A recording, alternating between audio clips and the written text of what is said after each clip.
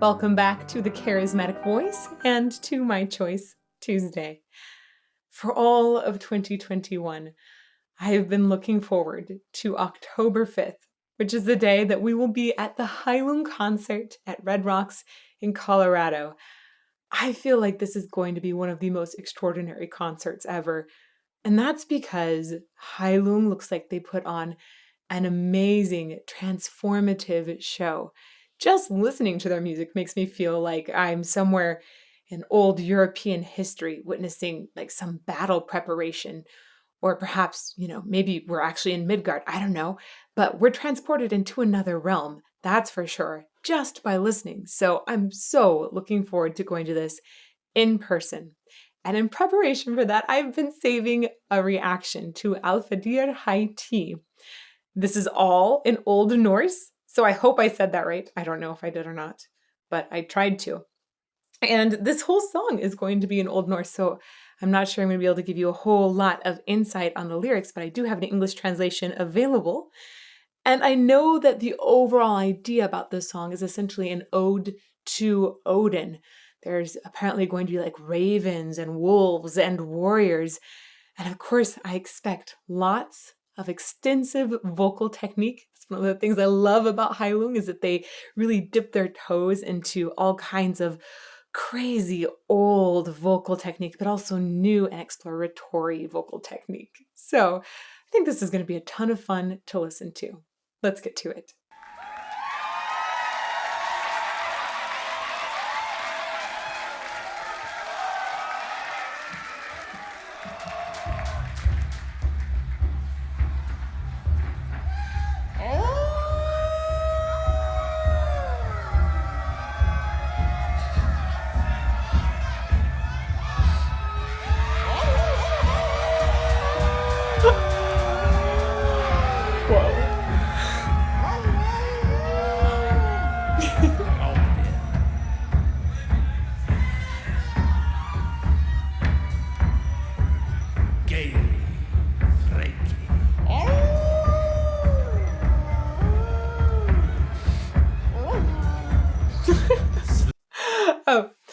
Oh, that's interesting. I want to point out that the voice just called out Geri and Freki, which are, I did a little research on this ahead of time. I know that those are two wolves that often accompany Odin, which is really fun because you have these singers, I think, that are creating this wolf noise. I even like that the last guy made the wolf kind of conversational, the way that dogs are sometimes really conversational when they really, really, really want food. It's cute. Yeah, Geri and Freki.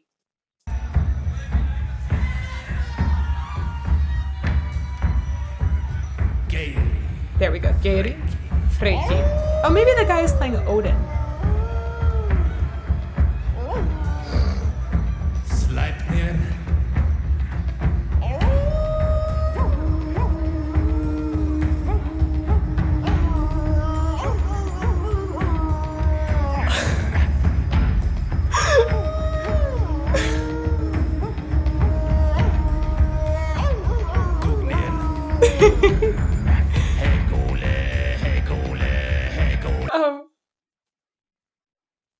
There was a moment where the wolf calls stopped just being sound and they became organized sound, which is one of the common ways of defining music.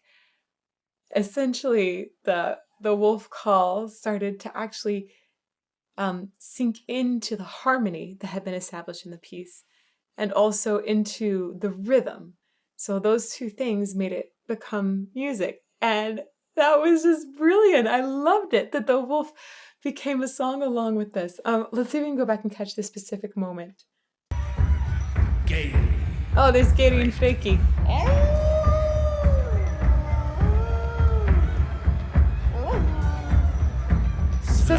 Still sounds conversational.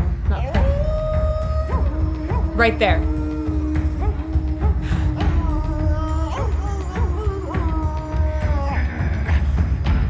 Ooh, he was.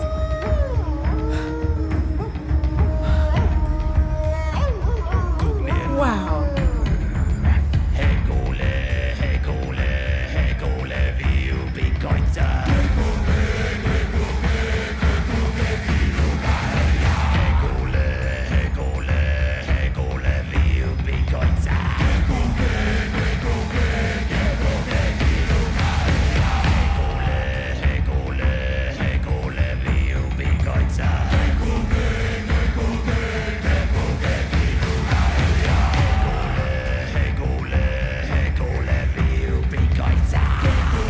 Ooh.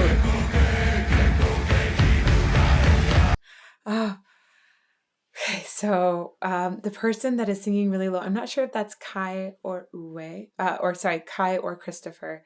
And the third singer that I'm hoping we hear later is Maria Franz, by the way. So usually we have Kai, Christopher, and Maria that are sort of like the three lead singers, if you will, from the group. But there can be other people that sing as well. So if you guys don't know Maria, by the way, you should definitely check out the interview I did with her earlier this year. She's a wonderful, wonderful person who's very nerdy. I loved getting to know her better.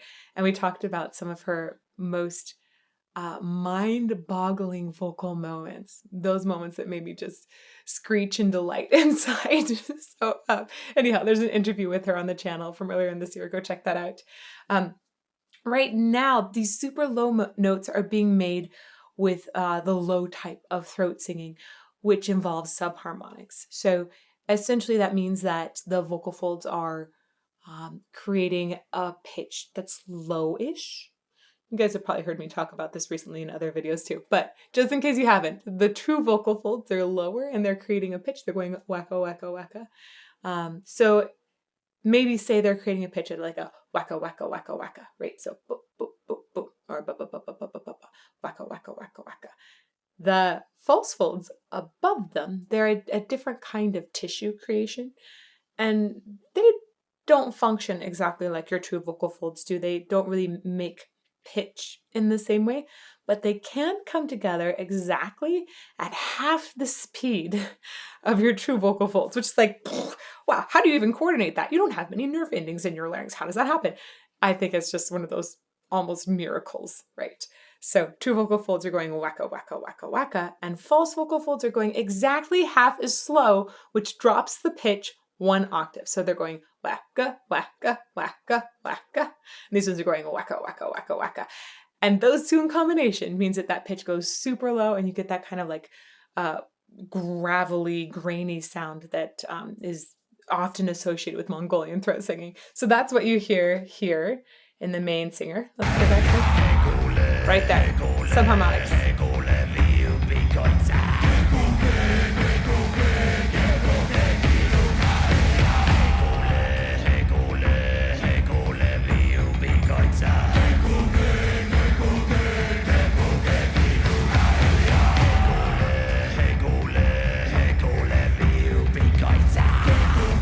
Wow, has some nice screams on top of it too.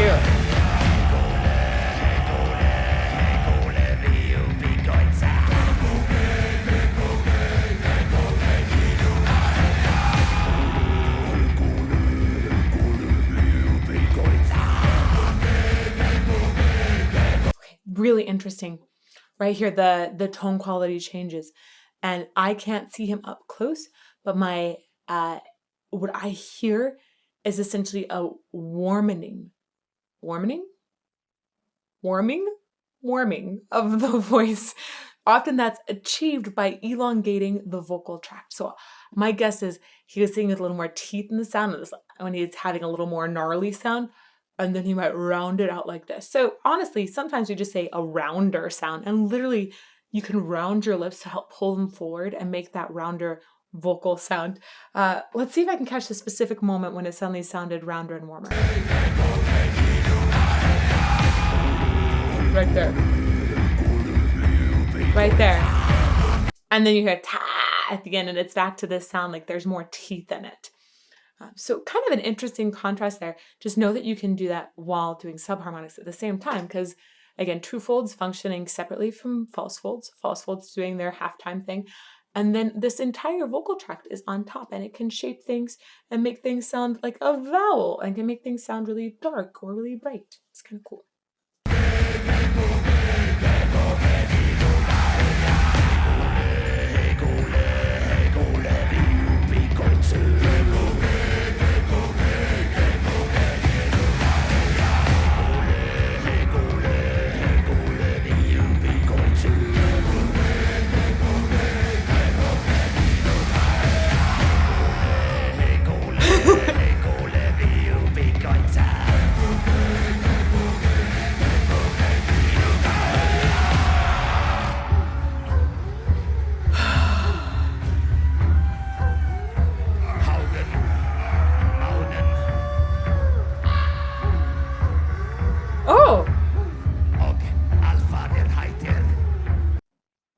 Okay, I don't know all of the words he's saying, but I heard an ah in the background, which I believe is a signal that we're about to get some ravens, which were essentially like the carriers of information to Odin, which is super cool.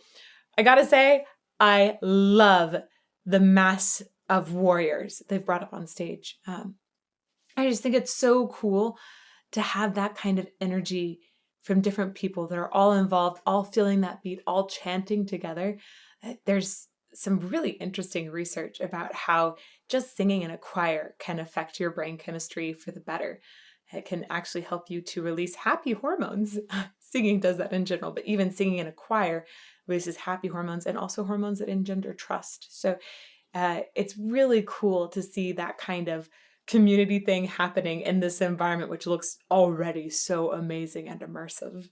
Let's go back and see exactly what he said. And I won't be able to translate it, sorry. Those might be the names of the ravens. Alfadhirhaiti. Maybe those are more ravens?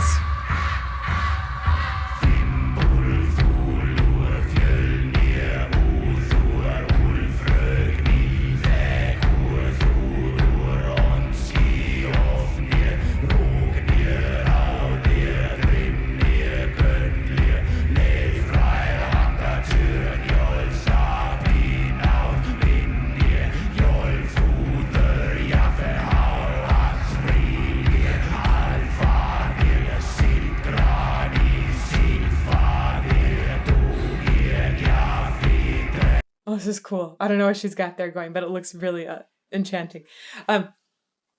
There's a few really awesome things that are happening. First of all, you have lots of people singing with subharmonics right now, which I think is awesome.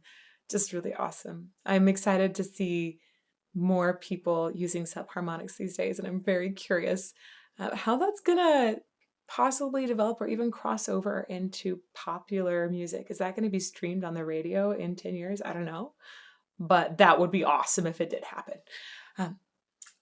This harmonically, they're just droning on one note, which is how a lot of early music developed, was like with a lot of droning and just not having a lot of harmonic changes. It tended to be fairly static.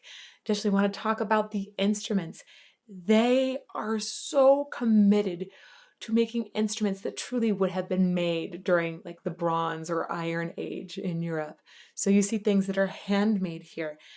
You hear drums that are really skins that have been stretched, animal skins that have been stretched across frames. It sounds amazing, right? It's got like this beautiful warm sound to it. I think it's just incredible how much dedication Heilung has to recreating music from another time, or maybe giving us a sense of what it might have felt like. It's just amazing. Like, I want to listen to this at Stonehenge, even though Stonehenge, I believe, was much earlier in time than the music they're currently creating. Correct me if I'm wrong.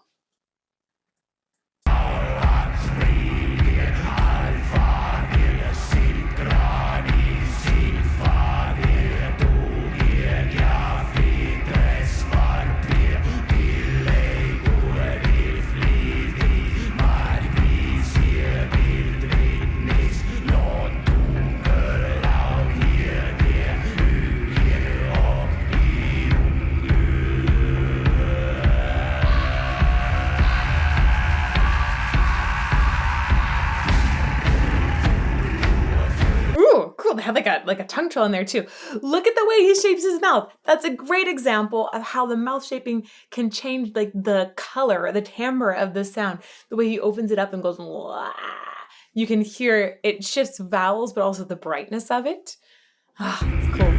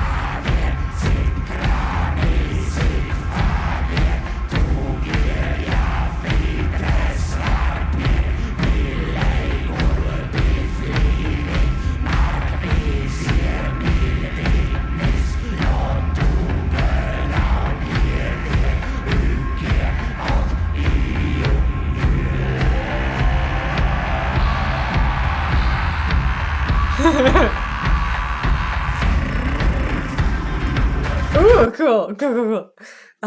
Wanted to call out to this instrument that Maria has as well. It looks like it's like a bowed silver pipe or something. Really beautiful sound on that. I like it's also droning on that one sound.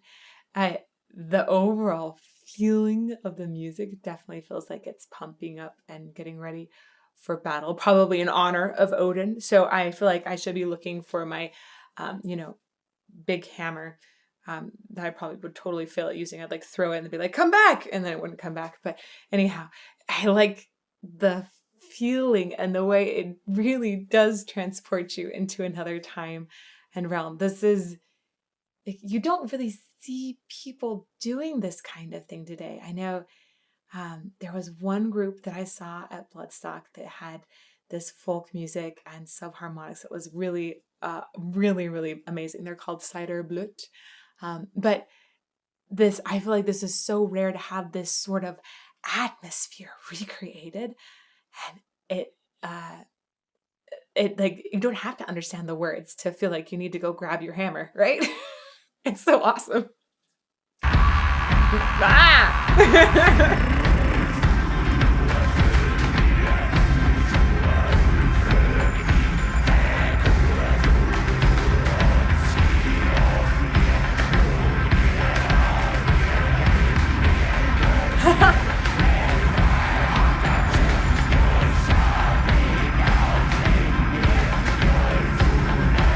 Cool tattoos.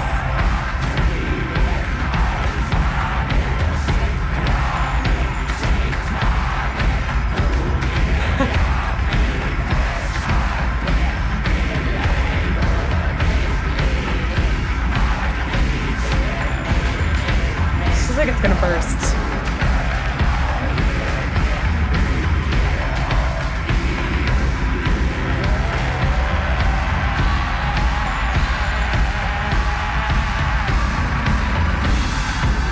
Oh, amazing. I love the way we're like getting more and more sound without necessarily changing pitches here. Of course, as the vocalist, I'm thinking, oh, what about a melody and this kind of thing? But I don't feel like it belongs. Maybe later.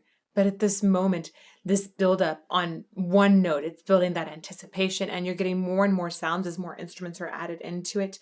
And those sounds like I thought I heard something that was vaguely like a cymbal, like that sounded like it was a splash, which tends to cover a really wide range of frequency. And so we get those kinds of sounds that are filling out that upper end of the frequency spectrum, especially. And then we have the drums in the lower end that's really helping, as well as of course, the subharmonics there. It feels like it just feels like it's something that is building an energy and ready to burst. Also, the warriors slightly remind me of zombies. I feel like they might go out and attack a town at any given moment. If you felt that zombie thing as well before I mentioned it, I want you to sound up below and mention that. I'm really curious who else thought about that. It looks amazing and kind of scary. My heart is actually pumping faster. It's crazy.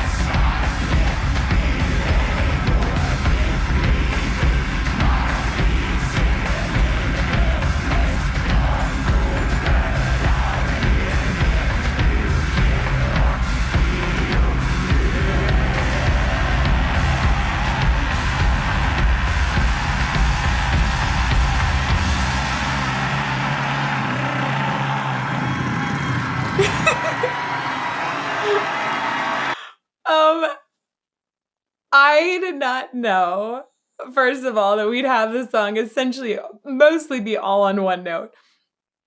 But also, like, this is giving me so many feels. kind of crazy. It's crazy. But then you have like the subharmonics, which feel almost creepy now that I think that those warriors might be zombies. But then you have the which for some reason I associate as being like rare, like kind of sizzly. So I think that having that right after the warrior moment gives it a certain levity that's really fun and a little bit enticing. Let's go back and catch that in one more time.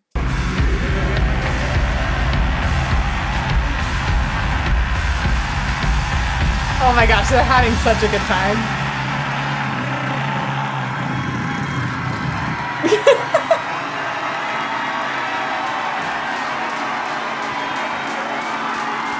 Wow. Crazy fun.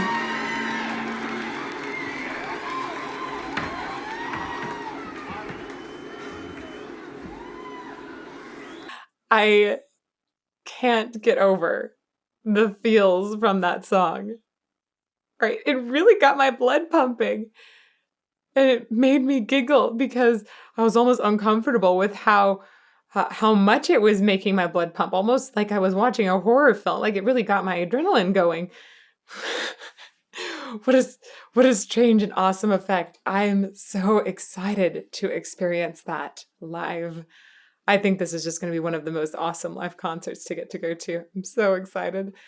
I love that they are exploring so many fun sounds. Having the wolves come in and howl with part of the music was brilliant. I love the raven sounds too. And then, of course, just tons of subharmonics. Really so very cool to hear. And amazing to hear also in combination with that, all of these handmade instruments. I can't say it enough that this group really does transport me, and I hope you too, to another time, another realm. It's amazing. It's beautiful how their music makes us just feel something different. It's incredible. I hope that all of you will continue to recommend awesome things like this. Give me more stuff that's like this. I think it's so much fun to dig into and explore. So please make those recommendations down below in the comments of this YouTube video. And you can find me here on YouTube every Monday, Tuesday, and Friday at 8 a.m. Arizona time. That's when we do live premieres, and there are no ads during the premiere. Woot woot. Plus, I'm there in the premiere with you, and it's really fun to chat and get to know you better. You can also find me on Patreon, and I have courses about music and singing at thecharismaticvoice.com. I hope to see you somewhere else soon. Thanks.